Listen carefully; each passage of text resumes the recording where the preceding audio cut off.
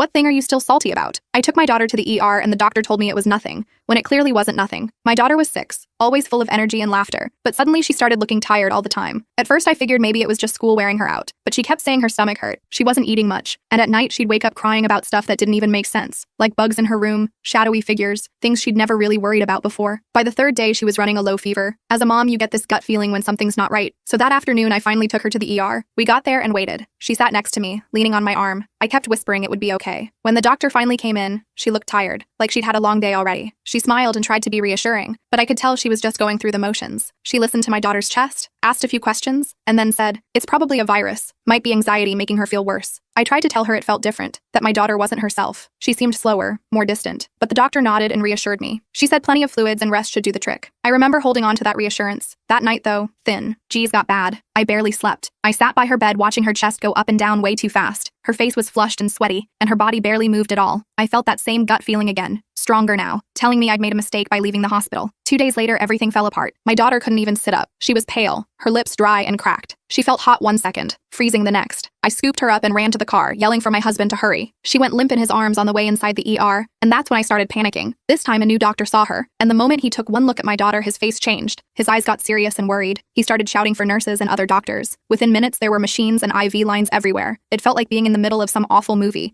with alarms beeping and people running in and out. My knees buckled, and I remember just standing there, helpless, holding on to my husband's arm as tight as I could. After what felt like hours, the doctors finally told us she was stable. They said we'd gotten there just in time. My husband and I hugged each other, crying like we'd survived a plane crash. A bit later, I saw the first doctor, the one who'd sent us home before, standing at the end of the hallway. She looked pale, haunted even. I remember thanking her anyway, thinking maybe she'd been part of helping save my daughter somehow. She smiled back, but it looked strained and wrong. A day later, I overheard some nurses talking outside my daughter's room. I couldn't catch everything, but they mentioned something about a missed diagnosis. Then came the afternoon when the first doctor that checked on my daughter walked back into my daughter's room. My husband and I were sitting next to the bed, tired but finally breathing easier. The doctor's hands were visibly shaking. Her eyes were swollen and red, like she'd been crying. She quietly asked if she could speak to us. Then, in a voice barely louder than a whisper, she told us everything. She said she'd made the mistake that almost unalived our daughter. She'd thought back to our daughter's symptoms that night and how she had felt something was off. She admitted she ignored some warning signs, blaming anxiety instead of looking deeper. She told us she'd been too tired, and that was why she'd missed it. She said flat out that she'd made a mistake and was deeply sorry. My heart felt like someone punched right through it. Behind me, I heard my husband stand up so fast his chair crashed onto the floor. He practically shouted, "Are you serious? You almost unalive our daughter. You should be fired." His voice was shaking with anger. I stayed frozen, just staring at her, unable to speak. It hurt too much to even breathe. The hospital put her on leave right after that. They promised there'd be an investigation. My husband was furious. He wanted accountability, and honestly, so did I. But as I sat next to my daughter, who was now slowly getting better, I realized there were more important things to focus on. Still though, her license should be revoked.